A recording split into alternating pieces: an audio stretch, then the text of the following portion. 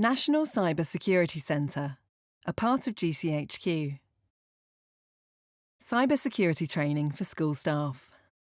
Your school will be reliant on technology to run. For example, the school's email, teachers' online lesson plans and MIS system is now a crucial part of everyday life in a school. When something goes wrong with this technology, it can have a devastating and sometimes critical impact on the operations of the school. A cyber incident is when your systems, processes or people are negatively impacted through the means of your IT. Your IT team or IT support provider will be responsible for securing your systems and should be ensuring basic protection from cyber attacks. However, no technological solution is 100% effective. Often the best defence is staff who are aware of the main cyber risks and threats to a school. School staff can be a crucial part of a school's cyber defences by following some key cyber security steps. Your school should have an IT security and acceptable use policy. This guidance should be read alongside these to ensure you understand your school's policies. Agenda. During this training, we will look at how and why cyber attacks happen, but also give you some tips to ensure you are practicing good cyber hygiene in both the school and at home. First, we will look at the results of a cybersecurity schools audit. Then we will look at the types of people that might be at a risk to your school from a cybersecurity perspective. We will then look at practical steps you can take to protect yourself and your school from cyber attacks. Statistics from cybersecurity in schools audit. A recent survey looked at cybersecurity in over 400 schools. The key responses included 83% of schools had experienced some type of cyber incident or attack. 69% of schools had suffered a phishing attack.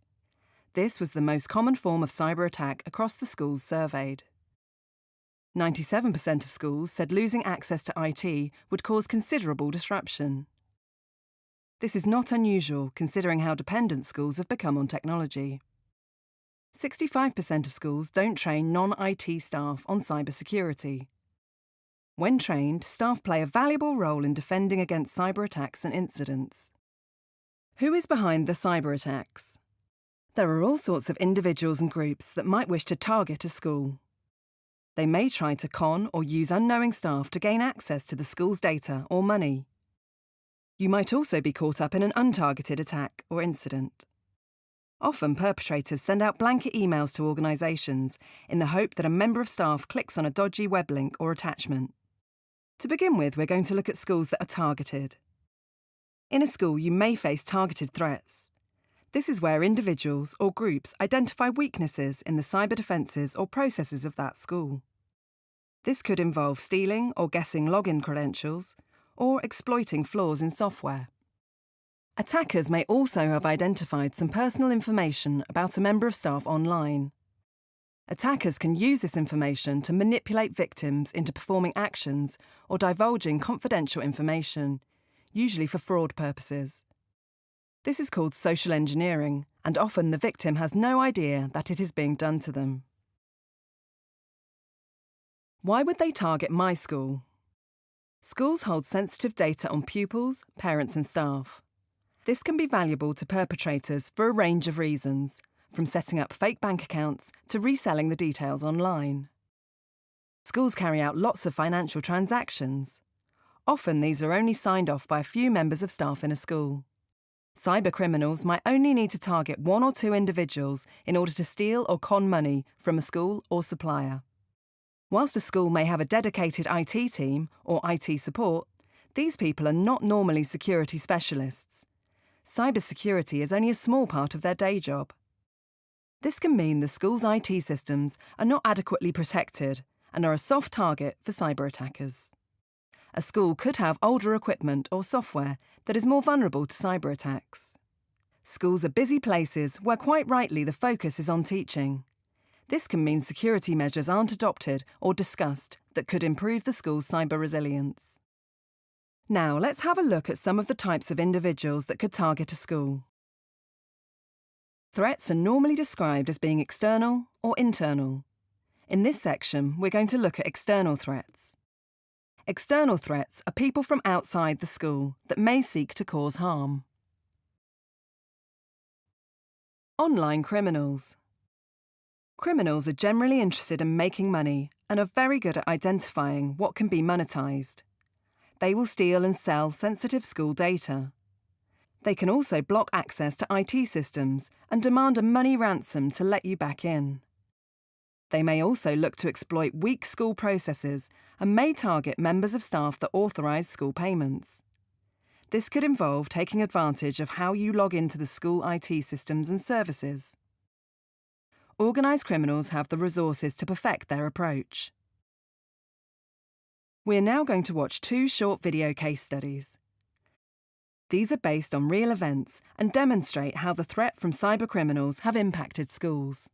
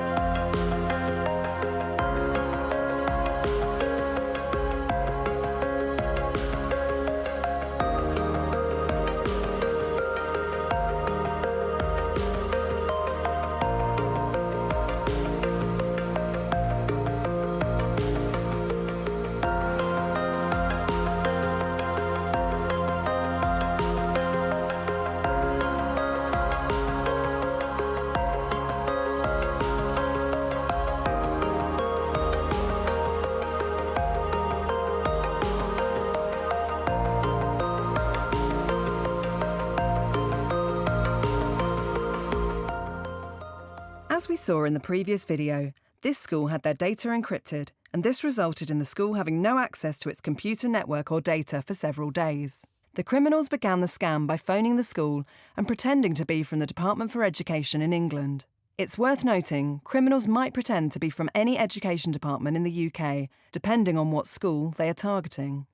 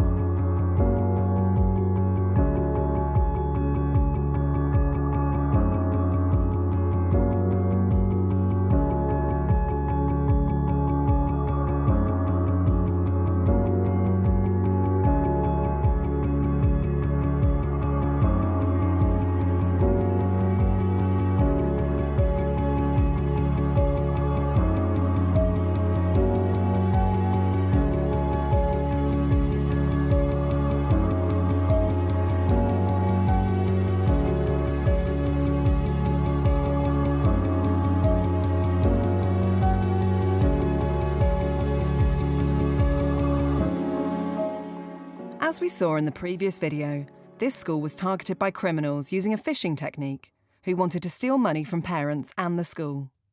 This also led to the criminals using and selling on the parents' personal details for future attacks. This isn't just a problem for independent schools. Nurseries, academies, local authority schools and school suppliers have also fallen victim to this type of cyber fraud. Foreign governments. Foreign governments are generally interested in accessing sensitive or valuable information that may give them a strategic or political advantage. It is highly unlikely that a foreign government would directly target a school. However, schools can be caught up in cyber attacks by foreign governments that are untargeted. A good example of this was the WannaCry ransomware developed by North Korea, which affected the NHS and other organisations in 2017. This attack was possible because there was a security vulnerability in Windows devices that allowed ransomware to run and spread very easily from one computer to another on the same network. Whilst this ransomware has been attributed to North Korea, it is not believed that they specifically targeted the NHS. Threats from inside the school. We're now going to look at threats originating from inside the school. Whilst it is common to think about the threats that may come from outside your school, there may also be attempts to access your data or disrupt systems from inside the school. This is commonly referred to as the insider threat. On very rare occasions, it may be a disgruntled employee, or more commonly, an honest mistake from a member of staff. However, in a school you might also have curious pupils eager to practice their hacking skills. Potential threats from pupils. These days, pupils have access to an abundance of material on the internet that can guide and coach them on computer hacking. There are plenty of tutorials, videos and free tools that they can use to practice their skills. It may be that your pupils are just curious and are looking to test their skills with no malicious intent. They may not completely understand the implications of their actions and might do something that seriously impacts your network. Other pupils may be looking to disrupt the school network just to be a nuisance. Think of it as the modern-day equivalent of setting off the fire alarm. They may also try to access their own data or their friends to change behaviour records or coursework grades. There are many websites that offer services to help attack networks and websites for a small fee. This may be in the form of a distributed denial of service attack, where lots of internet traffic is deliberately aimed at the school to overload its network. This can be very disruptive, leading to IT outages lasting for hours. Although it doesn't delete or change information on the school's network, distributed denial of service attack can prevent access to critical internet-based services. We are now going to watch another short case study of a real cyber event that involved a pupil which took place in a school.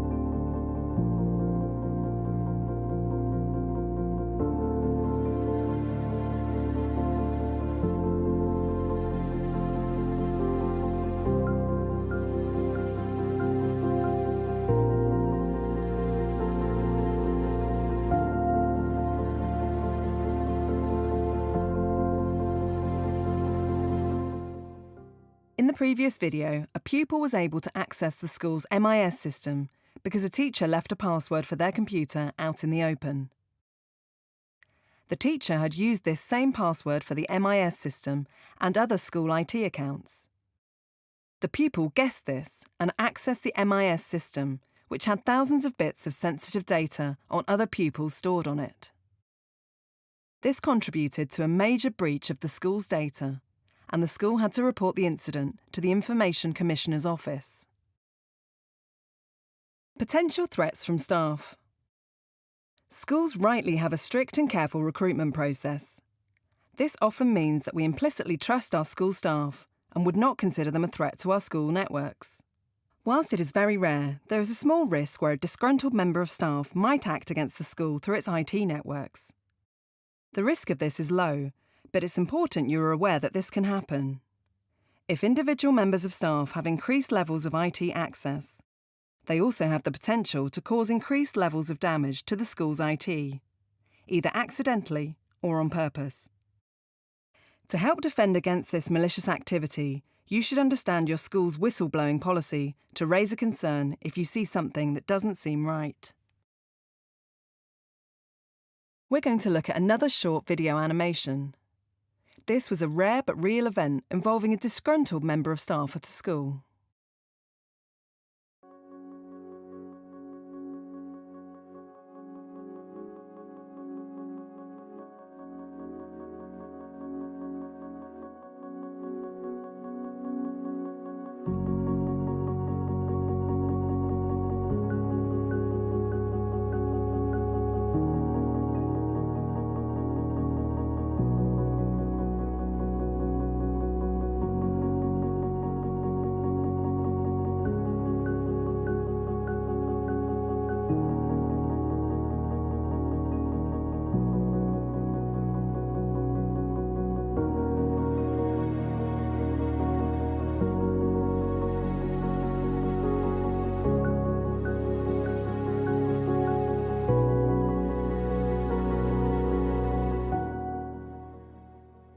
Thankfully, whilst these types of incidents are rare, this case study is a good reminder that there is still a risk from staff in this way, and schools should be aware of it so they can manage it.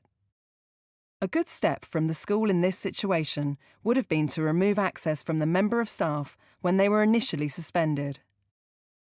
It is important to remove access to the school's IT when staff move on from the school.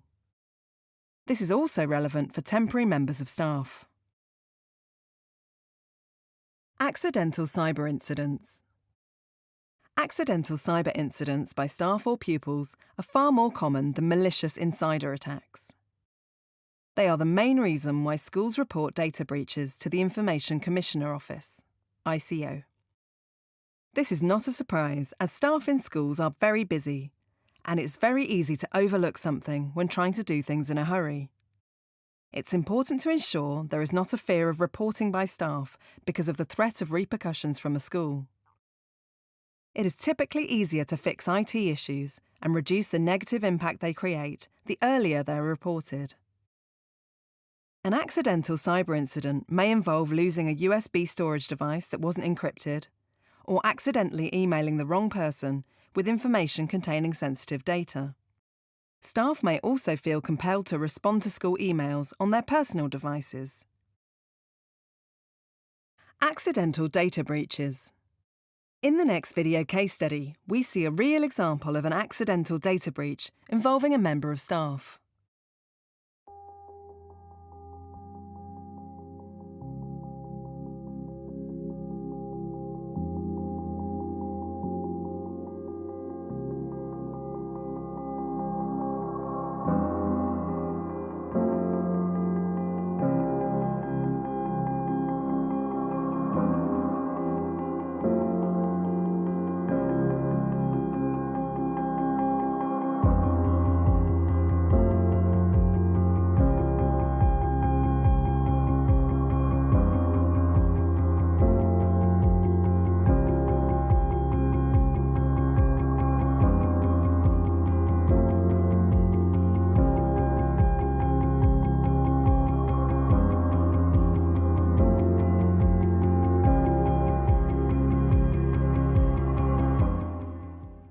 As we saw in this case study, storing data on a USB stick that has no password or encryption could lead to a major data breach if it is lost or stolen.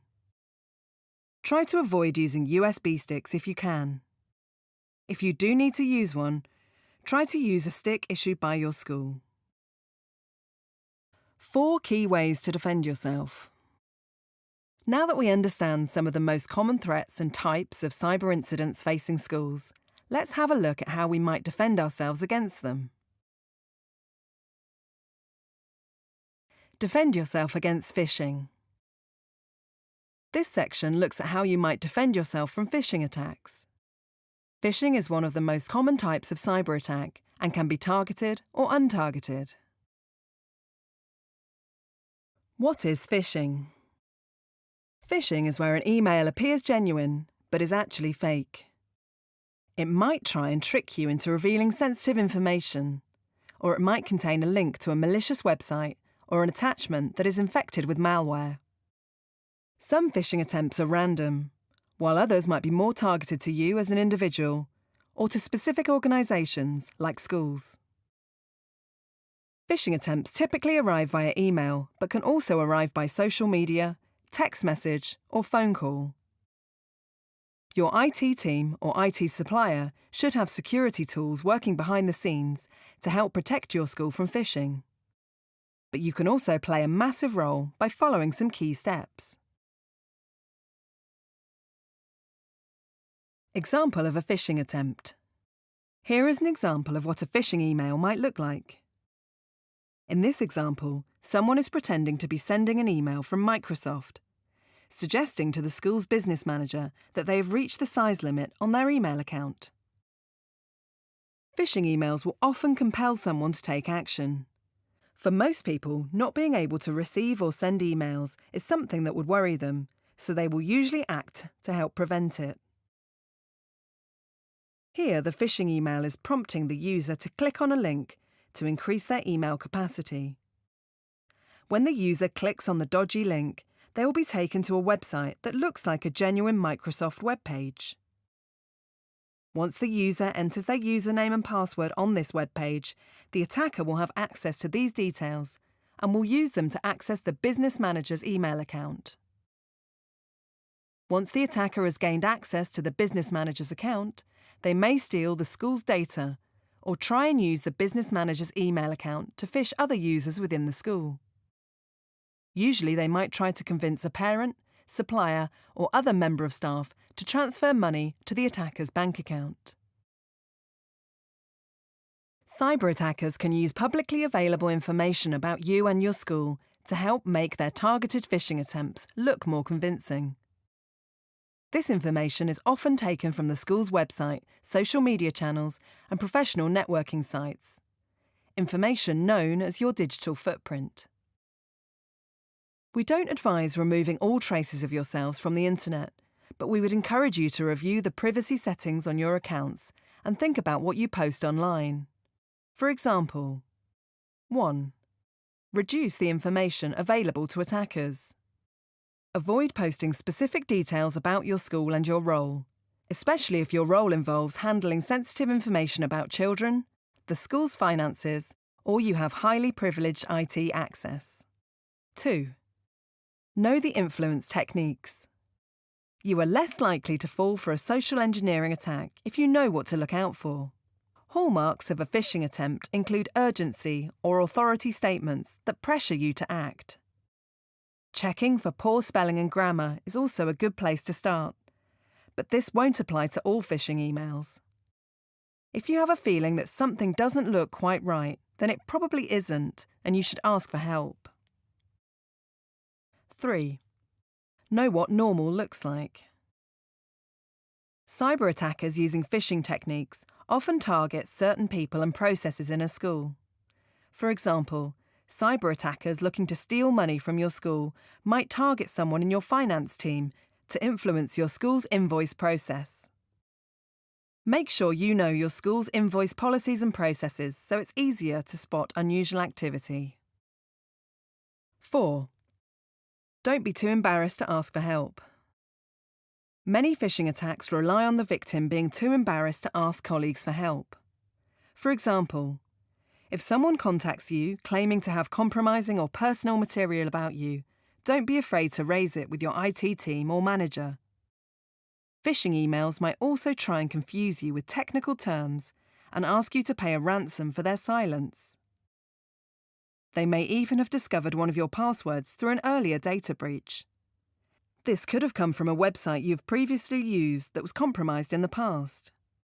This means the cybercriminal might already have your email address and password you used for that website account, which is why it's extremely important to avoid using the same password for different accounts. 5. Report if you click. Phishing attempts can be very difficult to spot. If you fall victim to one, don't panic. If you do click on a link or a file by mistake, it's important to tell the right people immediately. This will reduce the potential harm caused. Find out who in your school to report such an incident like this to. Use strong passwords. Cyber attackers may try to guess your password in order to access your devices or important accounts, like your email and online banking account. They can guess your passwords based on the most common passwords in use, for example, password 1. Attackers can also use public information about you and your school to guess your password. Once they have guessed one password, they try to use this same password to access your other accounts. This is because people often use the same passwords for several different accounts. The strongest passwords are hard to guess and are not repeated across your different accounts. Using strong passwords. If you have used the same password for multiple online accounts, you should check to see whether those accounts have ever been compromised through a data breach. You can visit the site www.haveibeenpwned.com to find out if your email addresses have been involved in a data breach and whether your passwords for that account were exposed. If you discover some of your accounts have been breached, you should reset your passwords for these accounts and any other where you have used the same password. In the phishing email example we saw earlier in the presentation, sometimes a password you use is added to the phishing email to make the request seem more credible. This password was probably obtained from one of your accounts that was involved in an earlier breach. If you have reset those accounts with a new password, then you can be more confident that they cannot reuse that password to access other accounts. 1. Create a strong password for important accounts. Weak passwords can be hacked in seconds. The longer it is, the stronger it becomes, and the harder to hack. Make yours strong by using a sequence of 3 random words. You can make it even stronger with special characters. So, Flamingo Headman could be 42 at Flamingo Headman. Starting with your most important accounts, such as banking, email, and social media, replace your old passwords with new ones by stringing 3 random words together. 2. Use a separate password for your work and personal accounts. You are likely to have loads of online accounts. If one of those accounts gets compromised, you don't want the attacker to have your school password, so make sure your domestic and work passwords are different. Try not to use your school email address for personal websites or applications, and use a separate, unique password for your email accounts, so you will often use that email address to reset other passwords. 3. Where available, switch on two-factor authentication for important accounts.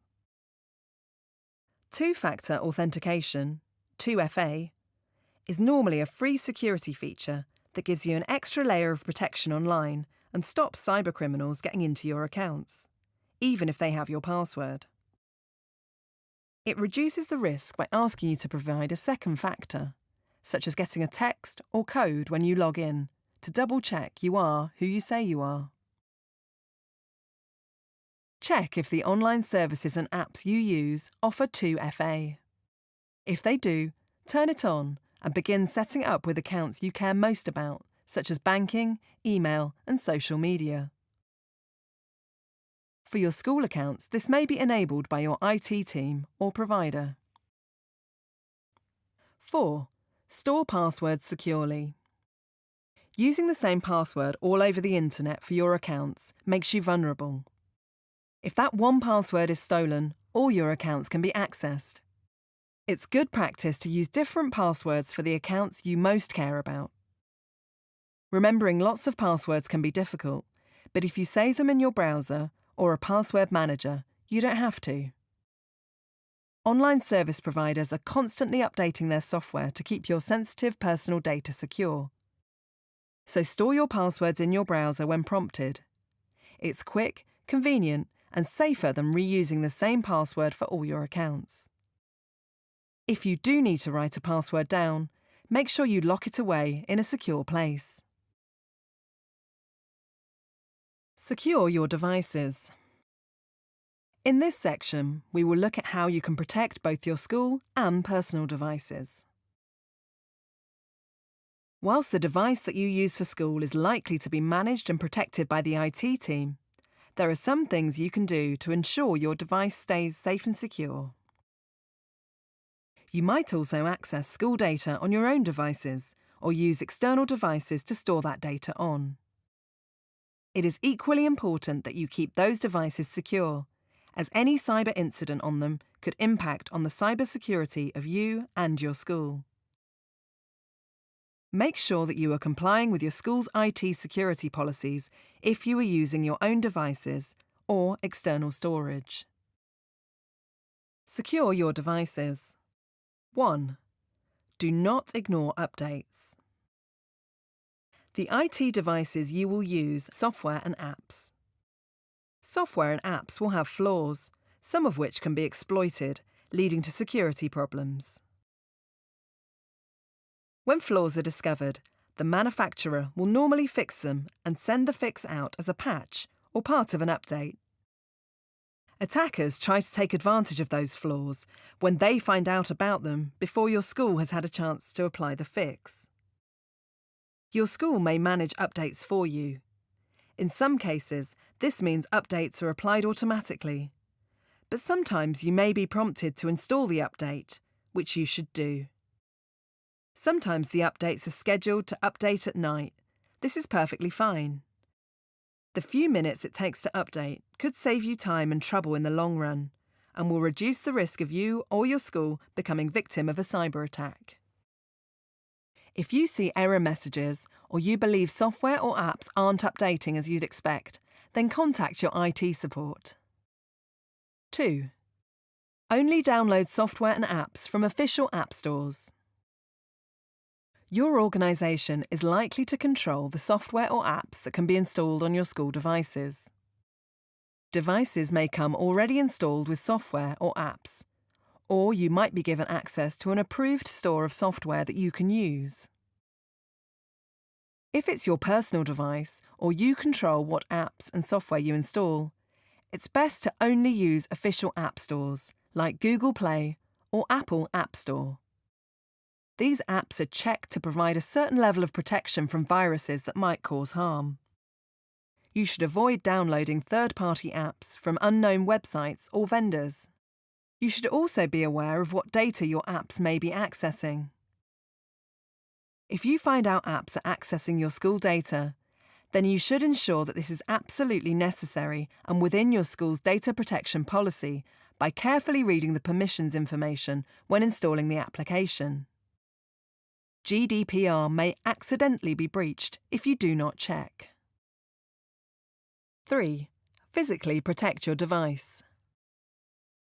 Cyber attackers may try to physically exploit your device to access your sensitive information or accounts, for example, if it's left unlocked, lost or stolen. Always secure your device with a screen lock.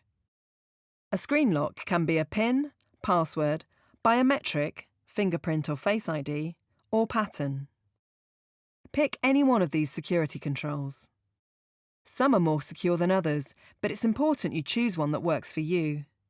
If you are storing sensitive information on your device, then you should also make sure it's encrypted and backed up. Speak to your IT team if you are unsure if your device is sufficiently protected. If your device is compromised by a cyber criminal, your sensitive personal data can be lost, damaged, or stolen. Keep a copy of all your important information by backing it up to the cloud or somewhere offline. You can choose to back up all your data or only information that is important to you. Only use IT-issued encrypted USB storage. Using USB storage that has not been scanned for malware could lead to your device being infected. Beware of free giveaways, as these could have malware already on them and may infect your devices. Any data stored on USB storage devices should be encrypted so that the data cannot be accessed if the device is lost. If in doubt, call it out. It's important that everyone feels comfortable speaking out if they feel that something isn't right. By calling it out at the right time, you could prevent something that may seem irrelevant at first, turning into a critical cyber incident. 1. Report any suspicious activity. Cyber attacks can be difficult to spot, and you cannot be expected to identify them all of the time. Don't hesitate to ask for further guidance or support when something feels suspicious, unexpected, or unusual. 2. Report as soon as possible. The sooner you report, the quicker it can be resolved and the less damage it will cause. Don't assume that someone else will do it. Even if you suspect you've accidentally done something to contribute to the harm, like clicking on a dodgy link, please still report what's happened. Everyone makes mistakes. It's important to report them as early as possible. 3. Don't be afraid to challenge. Security that doesn't work for staff doesn't work. Don't be afraid to flag up policies or processes that make your job difficult. Summary and checklist. Hopefully you'll now understand some of the main threats and types of cyber incident that you or your school might experience.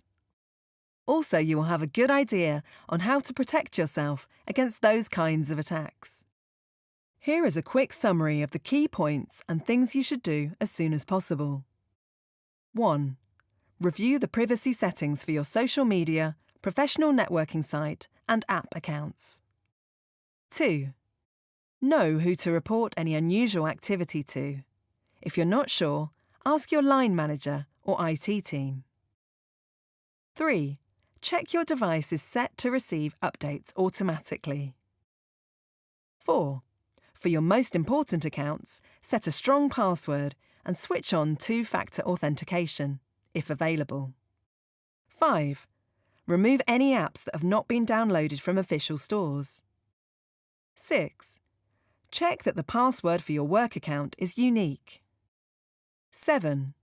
If it's not possible to follow security advice, process or policy, flag it to your IT team. Thank you.